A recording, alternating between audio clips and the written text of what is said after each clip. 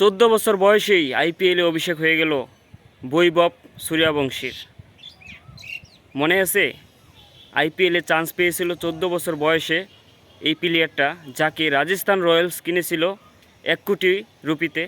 সবাই অবাক হয়ে গেছিল, এত ছোট একটা বাচ্চা তিনি কিভাবে আইপিএলে মাঠ মাতাবেন। কালকে সেটা প্রমাণ করে দিল রাজস্থান রয়্যালসের ওপেনিংয়ে নেমেই। যেখানে রাজস্থান রয়্যালস টানা 7টা ম্যাচ খেলেছে, তিনি চান্স পায় নাই, কারণ তাদের যে প্লেয়ারগুলো রয়েছে তারা সবাই ভালো খেলতেছিল।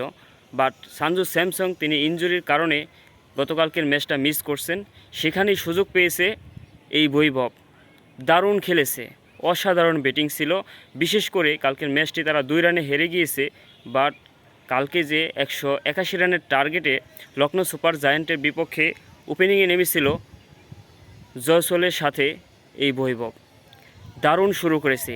আইপিএলের প্রথম ম্যাচে, অভিষেক ম্যাচে নেমেই প্রথম বলেই ছক্কা শার্দুল ঠাকুরকে, অসাধারণ একটা ছক্কা মারছেন। কালকে 20 বলে 37 রান করেছেন, অসাধারণ ছিল। যেখানে 3টা ছক্কা এবং 2টা ফোর, 170 স্ট্রাইক রেটে দারুণ ব্যাটিং করেছে এই বৈভব।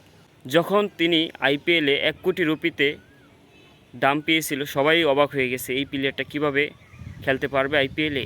মিচেল স্টার্ক, লুকি ফার্গুসন তাদের বল মোকাবেলা করতে পারবে, বুমরার বল খেলতে পারবে। সেখানে তিনি গতকালকে নেমেই প্রমাণ করে দিয়েছেন তিনি আসলেই আইপিএলে রাজত্ব করতে এসেছেন।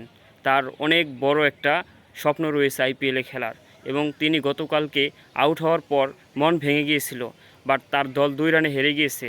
তিনি যে 37 রান করেছেন, অসাধারণ। পাওয়ার প্লেতে দারুণ ব্যাটিং করেছেন, দারুণ ব্যাটিং ছিল কালকে যারা দেখেছেন তার খেলা।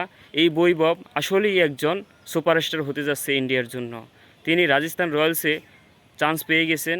সঞ্জু স্যামসং যদি আরেকটা ম্যাচ মিস করে তাহলে তিনি আরেকটা ম্যাচ খেলতে পারবেন। অবশ্যই তাকে সুযোগ দেওয়া উচিত রাজস্থান রয়্যালসের। গতকালকে সবাই তার ব্যাটিং দেখে প্রশংসা করেছে, কোচিং স্টাফ থেকে শুরু করে সবাই। আসলেই ভালো একজন ব্যাটসম্যান, তাকে সময় দিতে হবে। বৈভব বংশীর কেরিয়ার অনেক দূর যাবে।